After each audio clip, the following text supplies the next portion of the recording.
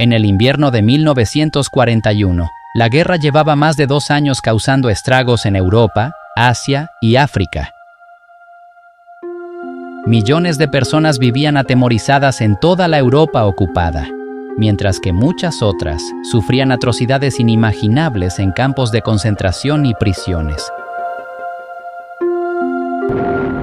En África continuaban los combates entre los aliados y las potencias del eje de Hitler, mientras que en China, los bombardeos terroristas japoneses seguían devastando la vasta nación. Mientras tanto, Gran Bretaña había sobrevivido al ataque de las bombas alemanas que llovieron sobre ella durante el bombardeo. Y aprovechando un respiro muy necesario, Winston Churchill y el pueblo británico observaron cómo Hitler centraba su atención en el frente oriental y los soviéticos. Mientras parecía que el mundo entero caía bajo la oscura sombra del conflicto, los Estados Unidos de América también observaban los acontecimientos desde la distancia. Aunque desde hacía tiempo se estaban llevando a cabo los preparativos para unirse a los aliados en la batalla.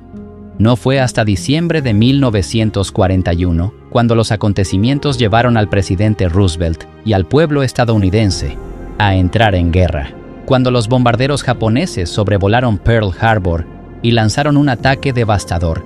Miles de militares perdieron la vida y la flota naval estadounidense con base allí quedó diezmada.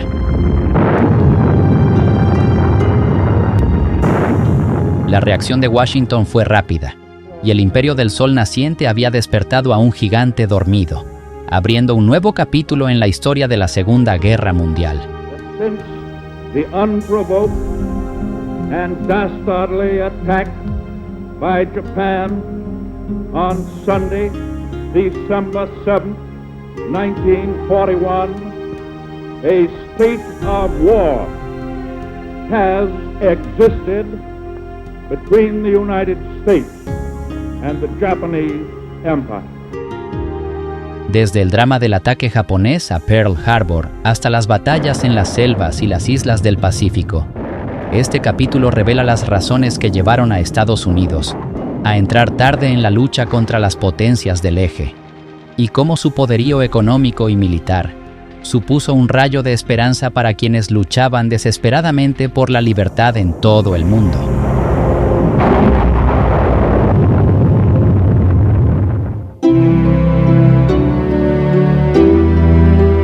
Estados Unidos era conocido desde hacía mucho tiempo como la tierra de la abundancia, y desde ríos que brillaban con depósitos de oro hasta vastos territorios ricos en recursos naturales donde grandes ciudades imponentes exudaban nueva riqueza.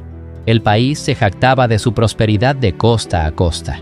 Para muchos que llegaban a Estados Unidos como inmigrantes desde el extranjero, este país era visto como un lugar donde los sueños realmente podían hacerse realidad.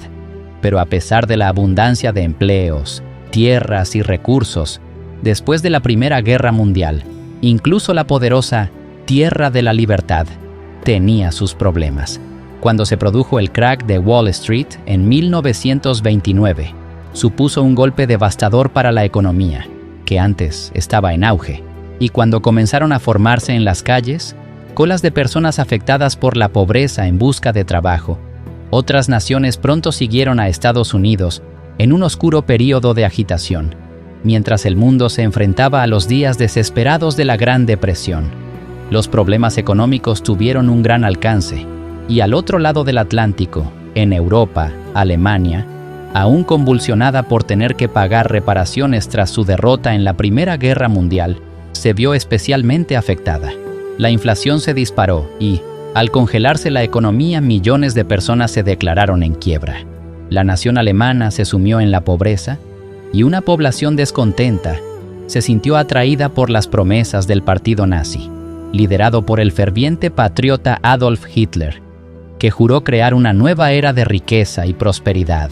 Sus apasionados discursos pronto comenzaron a cautivar al pueblo alemán y Hitler ascendió rápidamente a una posición de poder inexpugnable.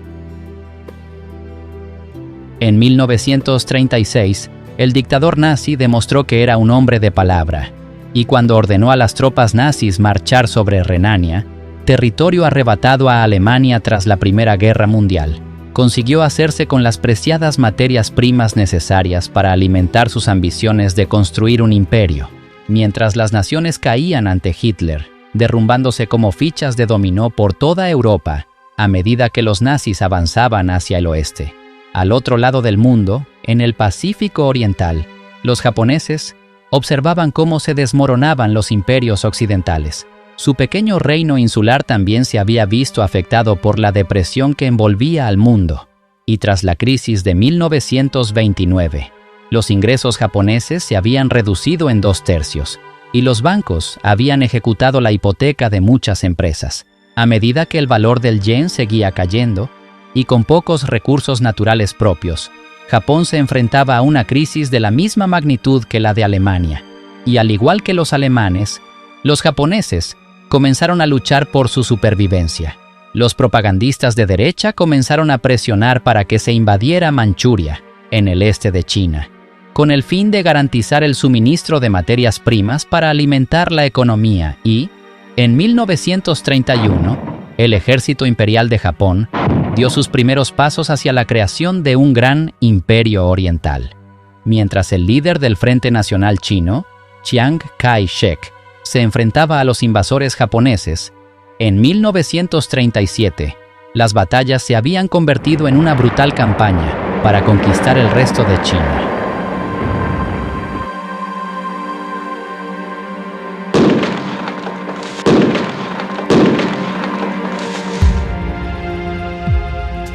A finales de 1938, Japón tenía en su poder 9/10 partes del sistema ferroviario del país y controlaba toda la costa de China.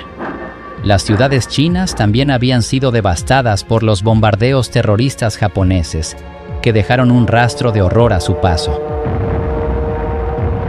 Pronto comenzaron a llegar a Occidente las noticias de las masacres y atrocidades perpetradas por los japoneses en China y, después de que más de 5.000 civiles fueran asesinados en Chongqing en mayo de 1939, Estados Unidos impuso sus primeras sanciones económicas a Japón. A escala mundial, aquellos fueron días realmente oscuros, ya que el expansionismo nazi y japonés comenzó a romper el statu quo, y aunque Estados Unidos había aprobado una política de no intervención, cada vez era más difícil quedarse de brazos cruzados y ver cómo las potencias emergentes de Alemania y Japón obtenían una victoria tras otra. La situación llegó a un punto crítico cuando Japón selló su alianza con Adolf Hitler y el dictador italiano Benito Mussolini en el Pacto Tripartito de septiembre de 1940. El presidente estadounidense, Franklin D. Roosevelt, tenía claro que la política de neutralidad y no intervención de Estados Unidos podría no ser sostenible, y lanzó una severa advertencia al pueblo estadounidense. Estamos decididos a mantenernos al margen de la guerra, pero no podemos asegurarnos contra los efectos desastrosos de la guerra y los peligros de la participación. Se incrementó la ayuda militar y financiera estadounidense a China, y en octubre de 1940, el Congreso aprobó la Ley de Entrenamiento y Servicio Selectivo para reforzar las Fuerzas Armadas. Fue el primer reclutamiento en tiempos de paz que se llevó a cabo en el país, ya que todos los hombres de entre 21 y 36 años podían ser llamados a filas para prestar servicio militar durante 12 meses, pero si se declaraba la guerra, tendrían que servir a su país durante todo el conflicto.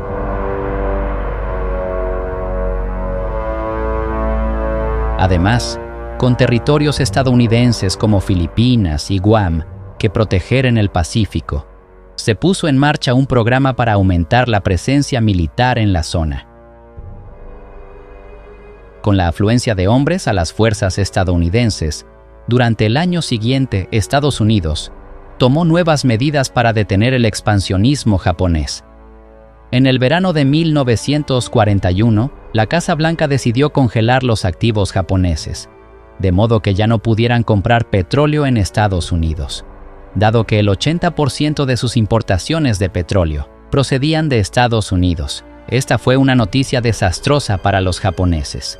Se informó al emperador Hirohito de que las reservas de petróleo del país se agotarían por completo en 2 años, lo que, por supuesto, significaba que la maquinaria militar japonesa ya no podría funcionar.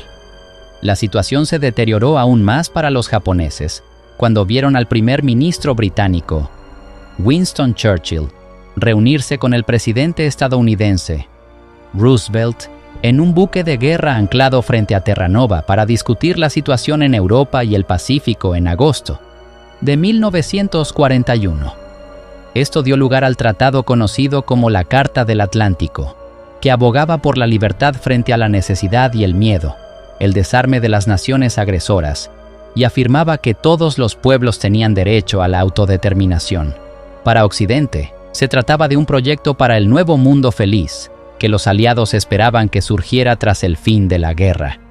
Pero para los japoneses, era un proyecto para la dominación mundial angloamericana, y ni siquiera una declaración formal de guerra podría haber sido más provocadora. Con un futuro cada vez más sombrío para Japón, en una conferencia imperial celebrada en Tokio, el 6 de septiembre de 1941, se decidió que, a menos que Estados Unidos aceptara retirar todo su apoyo político y económico al gobierno nacionalista chino y levantar sus embargos económicos y petroleros a Japón, las negociaciones con ese país llegarían a su fin. La fecha límite fijada era mediados de octubre, y mientras tanto, el ejército imperial comenzó a preparar su plan de batalla. Ya estaban bien posicionados para lanzar ataques contra las colonias británicas, holandesas y estadounidenses, tras haber invadido la Indochina francesa. Desde allí, el ejército podía ocupar territorios ricos en materias primas como el estaño y el caucho, junto con muchos otros productos básicos. Pero lo más importante de todo era que desde allí tenían fácil acceso a un suministro de petróleo rico y sostenible. Con la guerra asomando en el horizonte, se animó al pueblo japonés a apoyar una batalla contra Occidente, que se glorificó como una lucha por la esfera de coprosperidad de la Gran Asia Oriental. Se trataba de una empresa que pretendía liberar a los pueblos del sudeste asiático y China del dominio occidental. Estarían bajo la protección de Japón, que reinaría con justicia y moralidad en todo un nuevo reino. Pero aunque los principios de la esfera de coprosperidad parecían nobles y justos, una vez que comenzó la Guerra del Pacífico, la realidad sería muy diferente. Los civiles de todo el este descubrirían que la brutalidad japonesa era considerablemente peor que el imperialismo occidental, que durante tanto tiempo había dominado sus países, y los horrores de la guerra pronto destruirían cualquier ilusión de que las intenciones de Japón eran honorables.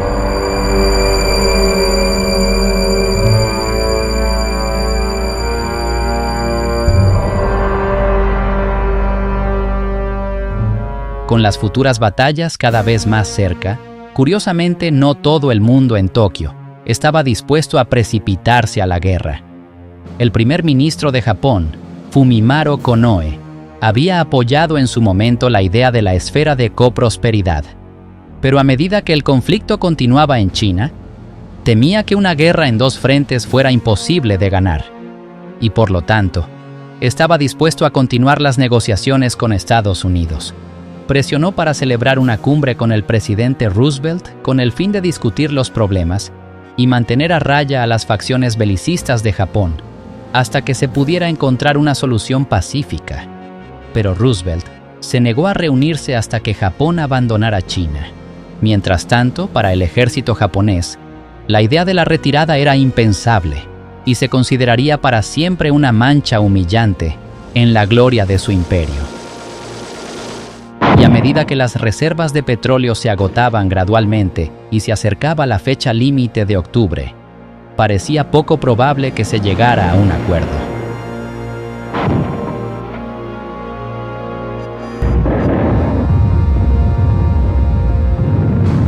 Ansiosos por comenzar sus conquistas de territorios en todo el Pacífico, la maquinaria militar japonesa volvió a presionar para que se declarara la guerra.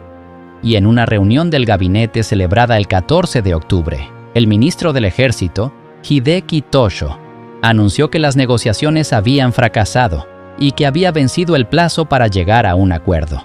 No se podía hacer nada más para evitar la guerra con Occidente, y Konoe, frustrado por su fracaso en la negociación de un acuerdo, no vio otra opción que dimitir. El 18 de octubre, cuando el belicista general Toshio sustituyó a Konoe y los militaristas asumieron el control total de Japón, el tiempo para negociar había terminado y la batalla estaba a punto de comenzar.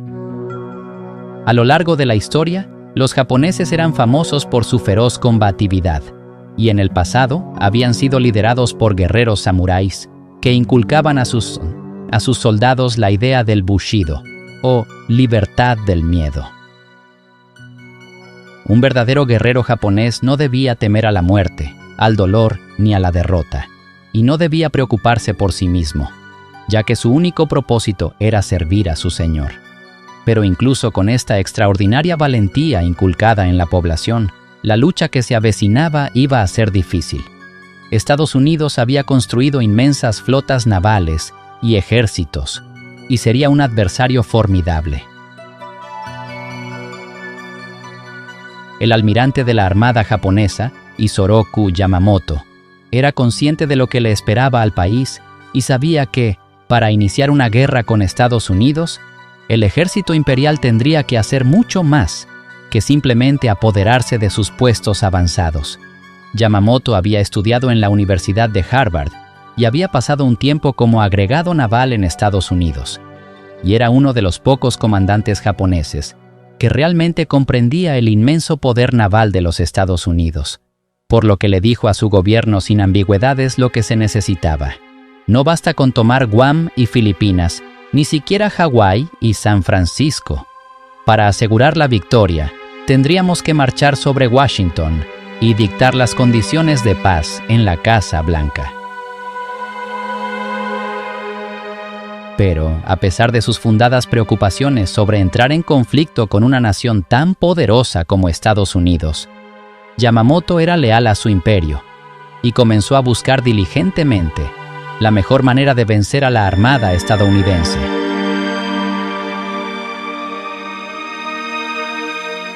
En octubre de 1940, había observado cómo los británicos bombardeaban con torpedos la flota italiana con base en Taranto, especialmente diseñados para funcionar en las aguas poco profundas de la bahía italiana. Fue el primer ataque de este tipo, y resultó ser una inspiración para el almirante japonés. Se dio cuenta de que, en lugar de esperar a que los destructores estadounidenses llegaran al Pacífico, los aviones del Imperio japonés podían movilizarse para lanzar un ataque sorpresa contra la flota estadounidense, inutilizándola antes de que pudiera zarpar hacia el teatro de guerra del Pacífico. En la primavera de 1941, los pilotos de portaaviones japoneses comenzaron a entrenarse en las tácticas especiales que serían esenciales en el plan de ataque, cuyo objetivo era Pearl Harbor, en Hawái, y en otoño, cuando Tojo asumió el cargo de primer ministro, Yamamoto vio que ya no había vuelta atrás. A principios de noviembre, nombró al vicealmirante Chuichi Nagumo comandante de la misión y fijó la fecha del ataque para el 7 de diciembre de 1941. Anteriormente, en Washington, el presidente Roosevelt, preocupado por el deterioro de las relaciones con Japón y el riesgo que esto suponía para el territorio estadounidense en el Pacífico, había decidido trasladar la flota estadounidense desde su base en California a Hawái, donde estaría más cerca del escenario del Pacífico. Aquí, en la isla más grande del archipiélago, en Pearl Harbor, los marineros tomaban el sol y disfrutaban de las playas, sin sospechar que estaban mucho más cerca de los problemas que se avecinaban en el extranjero de lo que podían imaginar. Pero mientras los marineros disfrutaban de su paraíso hawaiano, los servicios de inteligencia occidentales habían hecho algunos descubrimientos inquietantes. El 18 de noviembre de 1941, la Marina de los Estados Unidos descifró un código secreto que le permitió descifrar la información enviada a los embajadores japoneses en Washington. reveló en caso de emergencia, se añadirían advertencias codificadas en medio de la emisión diaria de noticias japonesas. Viento del norte, nublado, significaba guerra con la Unión Soviética. Viento del oeste, despejado, significaba guerra con Gran Bretaña y sus colonias. Y viento del este, lluvia, representaba guerra con Estados Unidos. Si los delegados japoneses en territorio extranjero escuchaban este informe meteorológico, tenían la orden de destruir todos los documentos codificados. Mientras los servicios de inteligencia estaban en alerta máxima, atentos a los mensajes que les darían una alerta temprana de un ataque, los barcos que formarían la flota de ataque a Pearl Harbor habían comenzado a desaparecer de las aguas territoriales de Japón. Se dirigían a su punto de encuentro en las gélidas islas Kuriles, al norte de Japón, pero, aunque se vigilaban los movimientos de los barcos, los servicios de inteligencia occidentales solo sospechaban del ataque en el Pacífico y no tenían ni idea del terrible peligro en el que se encontraba la flota naval estadounidense en Pearl Harbor. Mientras tanto, continuaba la farsa diplomática entre Japón y Estados Unidos. Y el 20 de noviembre, el embajador japonés en Estados Unidos, Nomura, presentó el ultimátum final de Japón al secretario de Estado, Cordell Hull, exigiendo la reanudación del suministro de petróleo a Japón y el cese de la ayuda a China. Hull se negó a cumplir y volvió a exigir la retirada de todas las tropas japonesas de China. Una vez concluidas las negociaciones, el 26 de noviembre la Fuerza Operativa Japonesa, compuesta por 6 portaaviones acompañados de 24 buques de apoyo, partió de la bahía de Tankan, en las Islas Kuriles, en el más estricto secreto. Manteniendo silencio radiofónico para evitar ser detectados, cruzaron el Pacífico Norte, evitando las rutas marítimas habituales, mientras se dirigían hacia su destino, a 200 millas al noroeste de Hawái. Desde allí se lanzaría el ataque a Pearl Harbor.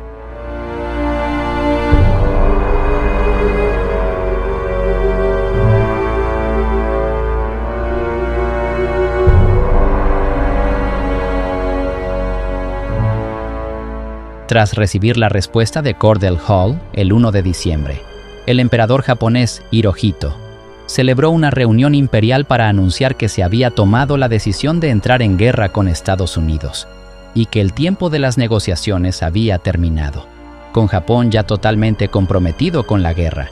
Al día siguiente, el almirante Yamamoto envió un mensaje codificado desde su base en Hiroshima al vicealmirante Nagumo, comandante de la fuerza operativa, ordenándole lanzar el ataque el 7 de diciembre. Mientras los servicios de inteligencia descifraban desesperadamente las comunicaciones en todo el mundo, de repente, se ordenó a los diplomáticos japoneses en Washington, Londres, Manila, Hong Kong y Singapur que quemaran sus códigos.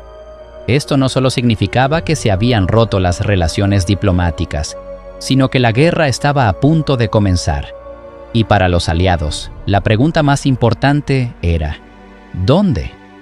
Mientras los británicos y los estadounidenses esperaban las primeras señales de beligerancia desde Extremo Oriente, en la Alemania nazi, los funcionarios se regocijaban ante la perspectiva de un ataque japonés al territorio aliado.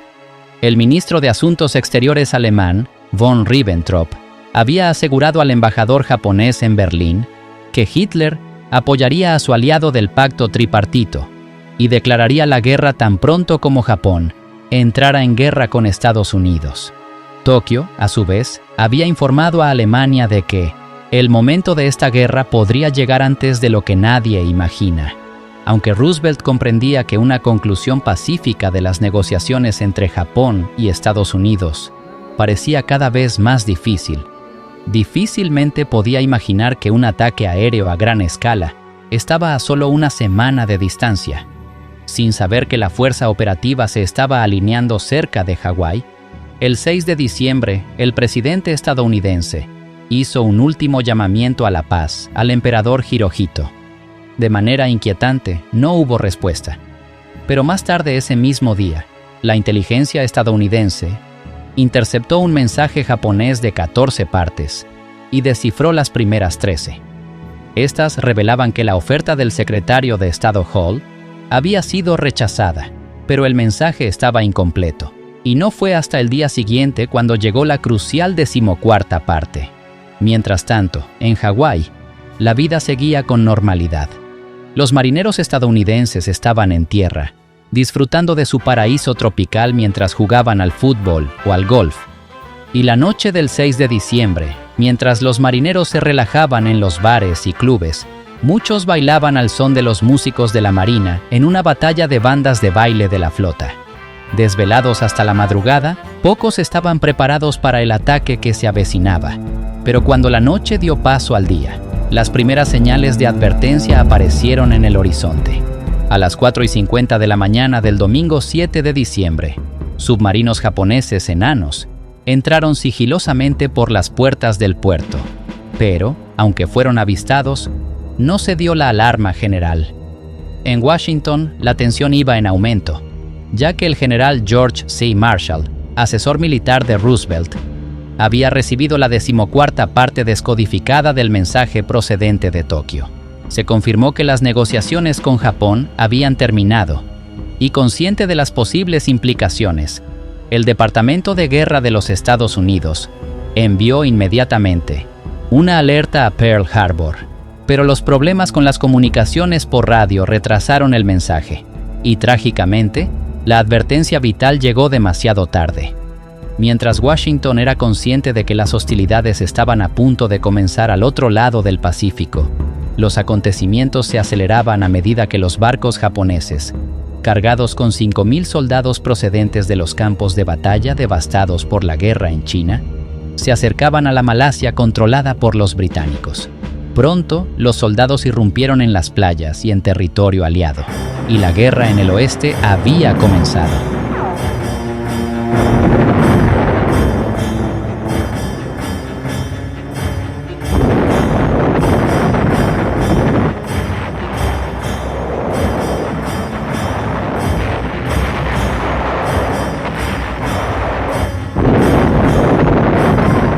Mientras la furia del ejército japonés se desataba en el Pacífico, las transmisiones de radio entre la flota de portaaviones japonesa, cerca de Hawái y Tokio, cesaron, y a las 6:15 de la mañana, el vicealmirante Nagumo dio la orden de lanzar los aviones.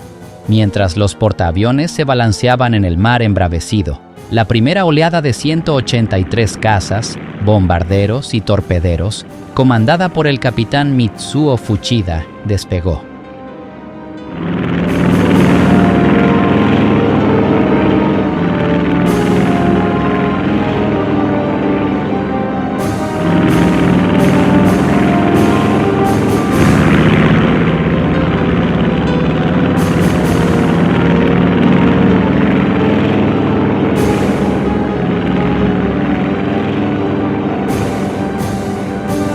La vasta formación incluía bombarderos, que atacarían los acorazados y los portaaviones, seguidos de bombarderos en picado para atacar los aviones y hangares terrestres en Ford Island y Wheeler Field. Luego vinieron los aviones de combate japoneses, a los que se les asignó la tarea de destruir los aviones en los aeródromos, antes de que pudieran despegar y defender el puerto. Utilizando la música de una estación de radio de Honolulu como guía para navegar, los aviones enemigos comenzaron a acercarse a su objetivo. Mientras tanto, en la base naval hawaiana aún no se había dado la alarma, y la gente dormía o disfrutaba de la tranquilidad de una tranquila mañana de domingo. Entonces, para sorpresa de los que se encontraban en el puerto, justo antes de las 8 de la mañana, la primera oleada de ataques japoneses oscureció los cielos y la calma se rompió.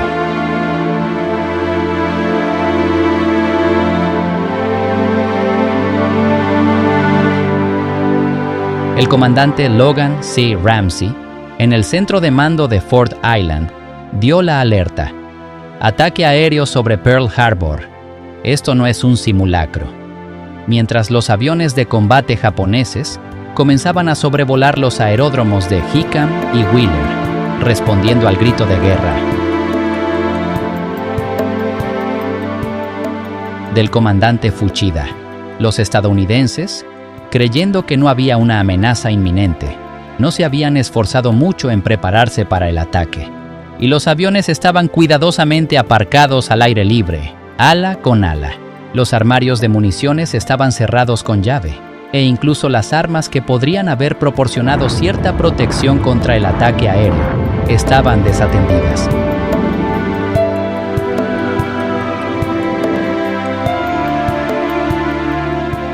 Mientras llovían bombas sobre los aeródromos, los japoneses apenas podían creer su suerte, ya que el factor sorpresa, tan crucial para el plan de Yamamoto, no podía haber sido mayor.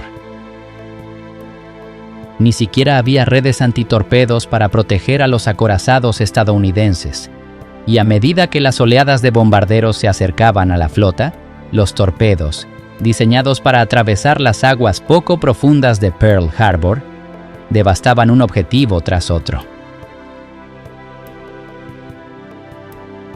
De los más de 90 barcos anclados en Pearl Harbor, el objetivo principal de los japoneses era atacar los buques amarrados en Battleship Row, a lo largo de la costa sureste de Ford Island.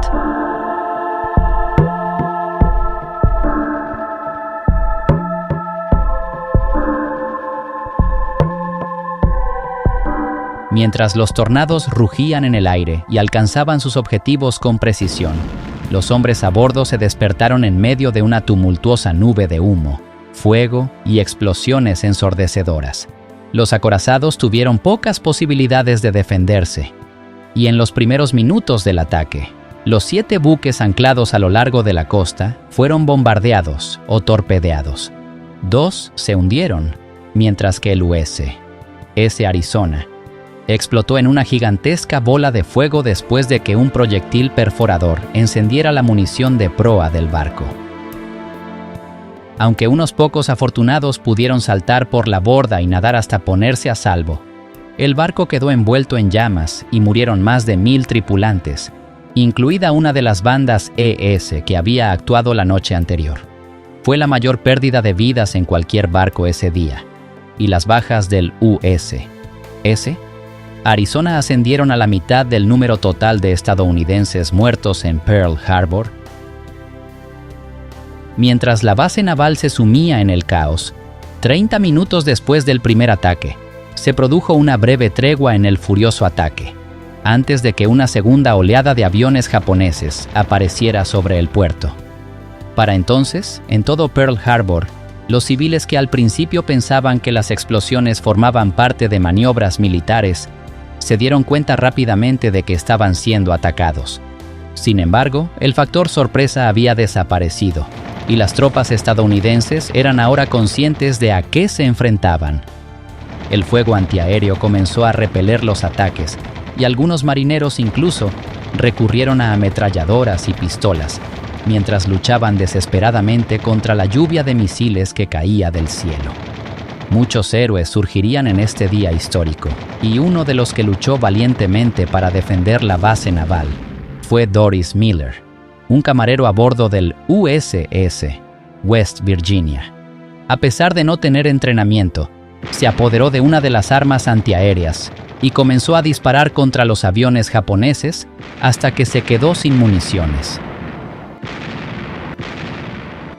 Pero a pesar de la valentía de Miller y de todos los que luchaban contra el ataque, las bajas sufridas por los pilotos de Nagumo serían pocas en comparación con las devastadoras pérdidas de los estadounidenses. A las 10 de la mañana, cuando el cielo sobre el puerto hawaiano se quedó en silencio, 2 horas después del inicio del ataque inicial, una estela de destrucción se extendía alrededor de Pearl Harbor. Mientras las enfermeras y los médicos se apresuraban a atender a los heridos, quedó claro que la flota estadounidense había recibido un golpe devastador. Más de 2.400 estadounidenses habían muerto, entre ellos varios civiles. Más de 21 barcos habían sido hundidos o inutilizados, y casi 200 aviones fueron destruidos, mientras que más de 150 resultaron dañados, ya que se encontraban en tierra. Prácticamente ninguno había podido despegar para defender la base. Sin embargo, Estados Unidos podría haber sufrido pérdidas mucho mayores si los oficiales subalternos de Nagumo se hubieran salido con la suya. Cuando la segunda oleada de aviones regresó de Hawái, presionaron para que se lanzara una tercera oleada de ataques con el fin de destruir la capacidad de reparación de la flota estadounidense y las vastas reservas de petróleo que permanecían intactas. Pero, dado que se estaba agotando el combustible y existía el riesgo de que los bombarderos estadounidenses tomaran represalias, el almirante Yamamoto se mostró reacio a incurrir en más pérdidas y ordenó a los barcos que dieran media vuelta y regresaran a casa. Fue una decisión que le costaría muy cara a Japón, ya que, aunque la escena en Pearl Harbor era de devastación total, la mayoría de los barcos de la fila de acorazados se salvarían milagrosamente y finalmente se reincorporarían a la batalla contra Japón en el Teatro de Guerra del Pacífico. Además del fracaso de no ordenar un tercer ataque, el plan de Yamamoto sufrió otro revés, ya que 3 portaaviones de la Flota del Pacífico de los Estados Unidos, el Lexington, el Enterprise y el Saratoga, no se encontraban en el puerto durante el ataque. El USS Enterprise, bajo el mando del almirante Bill Halsey, había estado entregando aviones a la isla de Wake y se encontraba a 250 millas al oeste de Hawái. El propio Halsey se enfureció cuando le llegó la noticia del ataque y tras jurar vengar a los estadounidenses que murieron ese día, pasó los 3 años siguientes persiguiendo a los japoneses por todo el Pacífico. Lejos, en Washington, la noticia del ataque a Pearl Harbor había llegado a Roosevelt y al secretario de Estado Cordell Hull. Yamamoto había querido cumplir con las leyes militares de combate, notificando el ataque, y había ordenado a los embajadores japoneses que llevaran un mensaje a la Casa Blanca a la 1 de la tarde, indicando que las negociaciones habían fracasado. Esto significaría las 7 de la mañana en Hawái, lo que daba 1 hora completa de aviso. Sin embargo, el mensaje llegó 1 hora tarde, y cuando el enviado Nomura presentó el documento formal, los aviones ya sobrevolaban la base naval hawaiana. El secretario de Estado Hull estaba furioso y anunció: «En mis 50 años de servicio público, nunca he visto un documento tan repleto de infames falsedades y distorsiones». Pronto, el público estadounidense se unió a la furia del secretario de Estado al enterarse del ataque sorpresa en los boletines de radio. Y muchos programas populares de entretenimiento de los domingos por la tarde fueron interrumpidos para anunciar la trágica noticia de lo ocurrido en Pearl Harbor. La noticia dejó atónita y enfurecida a la población estadounidense, pero finalmente la nación se unió en torno al presidente y Estados Unidos se preparó para la guerra. El 8 de diciembre de 1941, mientras se congregaban multitudes frente a la Casa Blanca, llegó el momento que los aliados habían estado esperando. El presidente Roosevelt pronunció un discurso que se retransmitió en todo el mundo, y el conflicto global ya era una realidad. But will make it very certain that this form of treachery shall never again endanger us.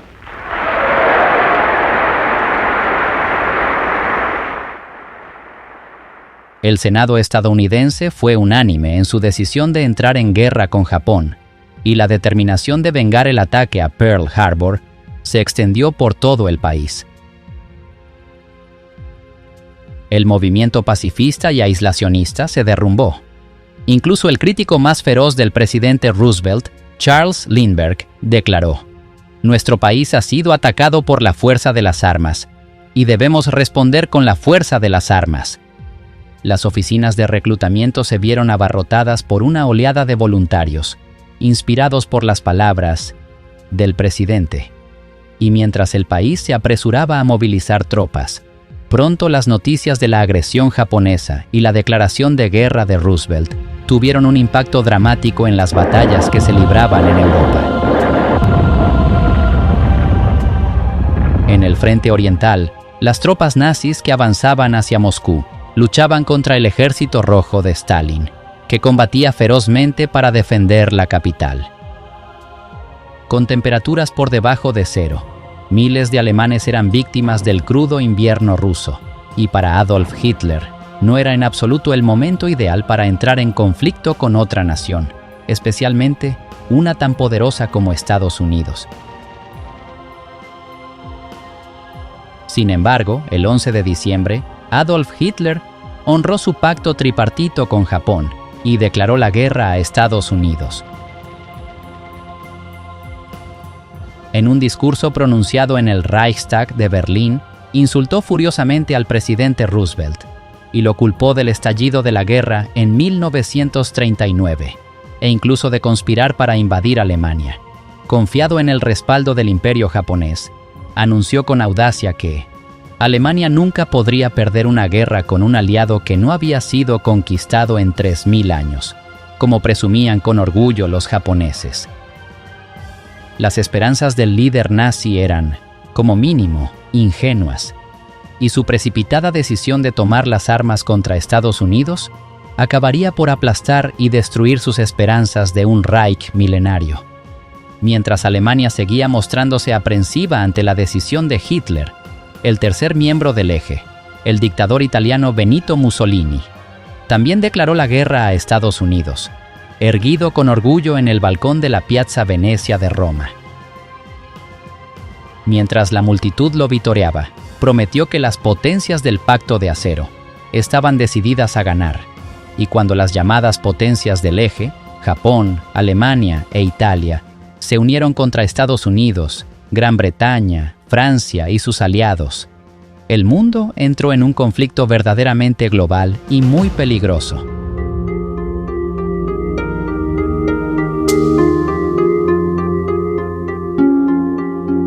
Para los británicos, que llevaban más de 2 años luchando contra el poderío y el terror de la ofensiva nazi, la noticia de que Estados Unidos se había unido a la guerra supuso un gran alivio. Por fin existía una posibilidad real de que los aliados derrotaran al Eje y se pudieran reconstruir las fronteras de Europa. No cabe duda de que la noticia fue recibida con alegría por los habitantes de la Europa ocupada. Pero mientras el pueblo británico daba un gran suspiro de alivio, ahora había otro enemigo al que enfrentarse, y mientras las tropas japonesas comenzaban su avance en el Pacífico, los puestos avanzados del Imperio Británico se veían seriamente amenazados. Tras la invasión japonesa de Malasia, la Royal Navy había enviado desde Singapur los valiosos cruceros de batalla HMS Repulse y HMS Prince of Wales para ofrecer apoyo. Sin embargo, los japoneses interceptaron el avance y el 10 de diciembre en ataque aéreo destruyó y hundió ambos barcos. El primer ministro británico Winston Churchill recibió la triste noticia y su preocupación fue evidente cuando dijo: sobre esta vasta extensión de agua, Japón es supremo, y nosotros estamos débiles y desprotegidos en todas partes. No cabía duda de que la situación era grave para el futuro del Imperio Británico. Y a medida que los japoneses avanzaban sin oposición por Malasia, pronto más puestos avanzados fueron objeto de ataques. El 11 de diciembre, los japoneses invadieron el territorio británico de Birmania, desde su bastión en Tailandia, y 2 días después se dirigieron a Borneo. Las noticias procedentes del lejano oriente eran cada día más preocupantes, y a medida que los implacables japoneses avanzaban hacia los preciados puestos avanzados de Hong Kong y Singapur, la preocupación de Winston Churchill porque el imperio se estuviera escapando rápidamente de las manos de Gran Bretaña se convirtió en una realidad cruda e ineludible. En Estados Unidos, el presidente Roosevelt estaba igualmente preocupado por el destino del territorio estadounidense en Extremo Oriente. 9 horas después del primer ataque a Pearl Harbor, los japoneses comenzaron a bombardear la base estadounidense en Filipinas, que sufriría una devastación aún mayor que la flota de Pearl Harbor.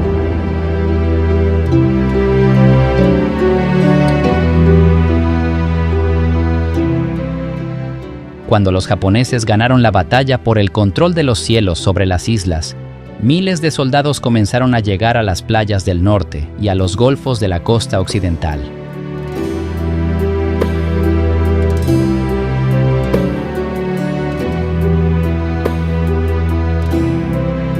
La tarea a la que se enfrentaban las tropas filipinas y estadounidenses, inexpertas y mal equipadas, era, como mínimo, desafiante, ya que intentaban defender todo el terreno que podían contra los aguerridos japoneses.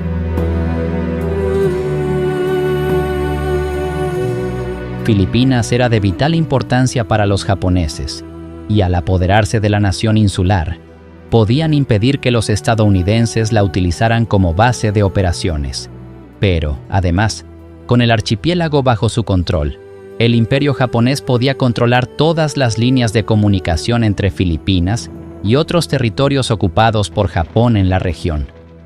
Esto consolidaba realmente su posición de fuerza, al tiempo que les proporcionaba un trampolín perfecto para llegar a las Indias Orientales neerlandesas. En territorio neerlandés se encontraban valiosas reservas de petróleo, y en cuestión de semanas, los japoneses avanzarían para hacerse con los suministros que tanto necesitaban para garantizar el éxito de la campaña. Sin embargo, por el momento, las tropas japonesas avanzaron hacia el interior, mientras el comandante estadounidense, encargado de la defensa de Filipinas, el general Douglas MacArthur, se preparaba para resistir con todas las fuerzas que pudiera reunir. Sin embargo, a medida que el enemigo avanzaba hacia la capital, Manila, la situación se veía cada vez más grave. Mientras las fuerzas aliadas se retiraban a la península de Bataan,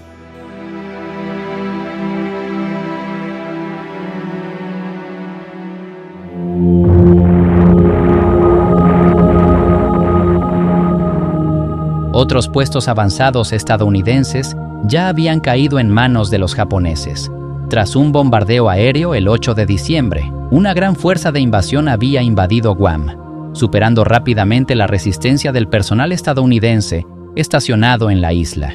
Para Año Nuevo, la isla de Wake también sería tomada, y Estados Unidos estaba perdiendo rápidamente su presencia en el Pacífico. A medida que continuaba el implacable avance por el sudeste asiático, parecía que nada podía detener la maquinaria militar japonesa. Y a medida que las tropas se extendían por el Pacífico y más países eran absorbidos por el nuevo imperio oriental, existía la preocupación de que incluso la India y Australia pronto fueran atacadas por los japoneses.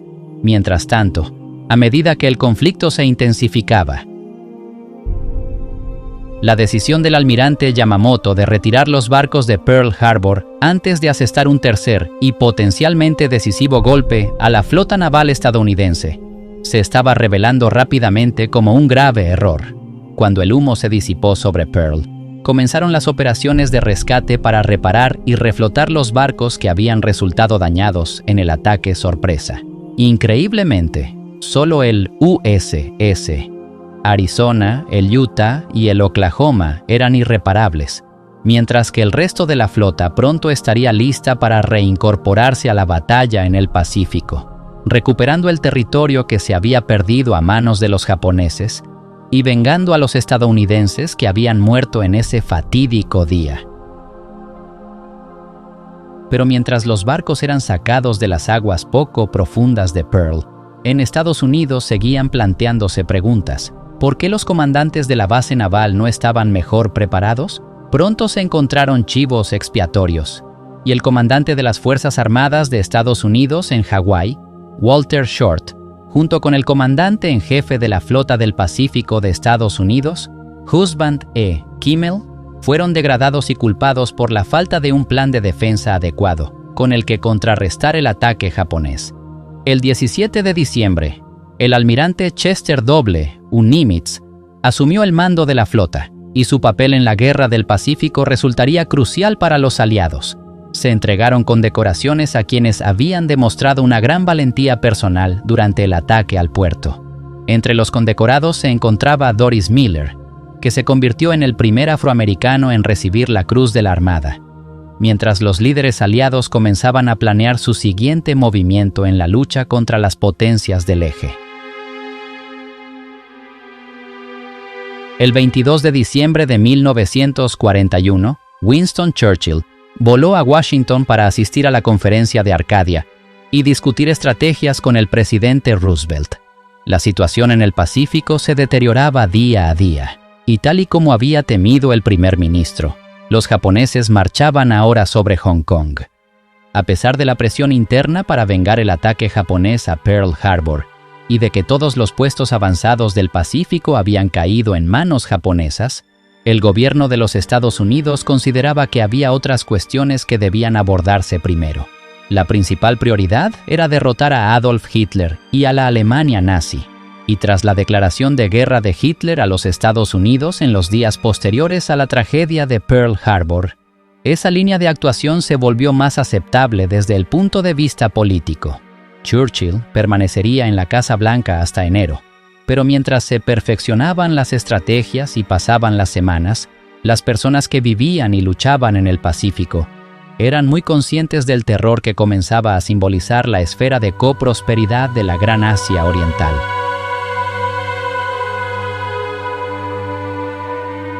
Tras 17 días de resistencia, la batalla se perdió en Hong Kong y, el día de Navidad de 1941, el gobernador del puesto avanzado británico, Eben Day, se rindió a los japoneses. Mientras tanto, la situación en Filipinas también se deterioraba rápidamente, y solo un día después de la rendición de Hong Kong, Manila fue declarada ciudad abierta.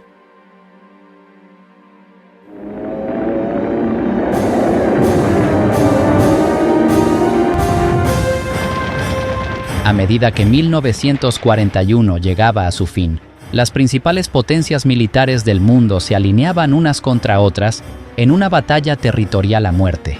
Y durante los siguientes 4 años, ejércitos compuestos por millones de soldados lucharían en el aire, en el mar, en las ciudades y en la selva.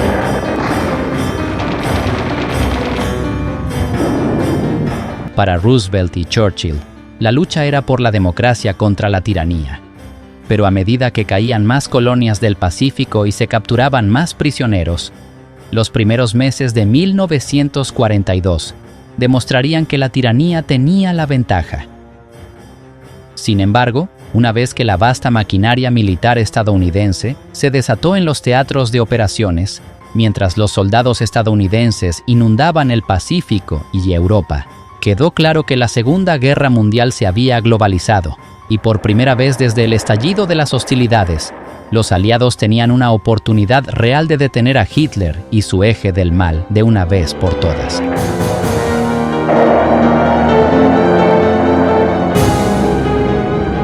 A medida que la lucha en el Pacífico cobraba impulso, Pearl Harbor fue solo el comienzo de un conflicto en el que se librarían algunas de las batallas más brutales de la guerra. Pero aunque el diminuto imperio japonés había logrado pequeños milagros en su lucha contra los gigantes occidentales, en el invierno de 1941, el almirante Yamamoto, el hombre que había planeado el ataque a Pearl Harbor, era muy consciente de que los sueños del imperio japonés pronto se verían frustrados, y de hecho, su guerra ya estaba perdida.